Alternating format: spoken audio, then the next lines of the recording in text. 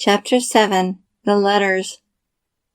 In 1965, we moved to San Andreas, about 20 minutes from Valley Springs, and 45 minutes from my grandparents. That was the summer my cousin Chris and I became the best of friends. Chris was Uncle Everett's daughter, Everett being my mother's younger brother. He was productive, successful, faithful to his wife, held a steady job, had a lovely home, and was apparently well off. Chris was always dressed to the nines. I would show up in hand-me-downs with haircuts similar to my brother's, unless we could afford a Tony Home permanent wave. Then I would show up with an uncontrollable afro. Even though Chris was 3 years younger, she was out of my league. She was far prettier, inheriting the Petersons' good looks, more sophisticated and far more persuasive. As a child, she embodied the confidence of an adult. But as an adult, she could still be illogical. She was fearful of many things that seemed silly to me, and I suppose I teased her about it far more than I should have. We had little in common until we became teenagers. Then, in 1966, the two of us began noticing all the boys who lived in Grandma's neighborhood in Modesto, California. We quickly bonded over our curiosity and enthusiasm. Although Chris was only 13, I thought she was beautiful and funny. Not funny in a comical way, more like her reaction to any insect that looked like a bee. She looked like a little princess as she squealed and hopped around on her tiptoes, trying to dodge one tiny crisis after another. I stood by laughing as I watched her dance to safety. Because of her bee phobia, Chris created a fair amount of commotion in my grandparents' garden. This was quite helpful, as we were hoping to attract some knights in shining armor. As it happened, there were two just up the street, who upon hearing her screams, rushed down to rescue her. At least that's how I imagined it.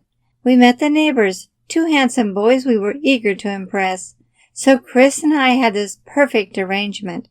She would attract them with her delicate beauty and coy manner, and I would bowl them over with my exaggerated humor and wit. It didn't hurt getting to know their sisters either, which gave us plenty of reasons to visit. That was a summer that changed everything for Chris and me. We shared a common cause while being competitive opponents. Chris came to see the grandparents as often as she could. However, our approval rating plummeted with Grandma when she heard us belting out the words to our favorite rock and roll bands. She was sure we were on our way to hell. The first time she saw the Beatles on TV, I was certain she was going to faint. Their bowl-style haircuts hung over their ears and touched the collar of their coat. When she heard they invited girls into their dressing rooms after their performances, she was mortified.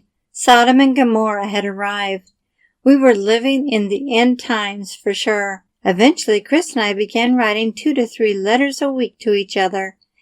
Lovesick teenage girl stuff. It's hard to believe I had written so many letters. Chris kept every one of them, but I have no record of her responses, as they didn't survive my father. I had tucked them away at the safest place I knew, Grandma's house. However, when she ended up in a nursing home, my dad tossed them all along with Grandma's beloved poems and other precious memories. That same summer, Stan came to visit the grandparents while I was there. I introduced him to the neighborhood kids, when he suddenly turned to me and demanded, "Go get a nut off that tree and crack it for me." I ran off to oblige him. The neighbor girl was not impressed. She was 1 month shy of 14, but looked much older. Stan told me he was smitten with this dark-haired beauty from across the street, so he and I ended up making lots of trips to Modesto that summer so he could get to know her. Her father insisted they double date, so her brother and I went with them.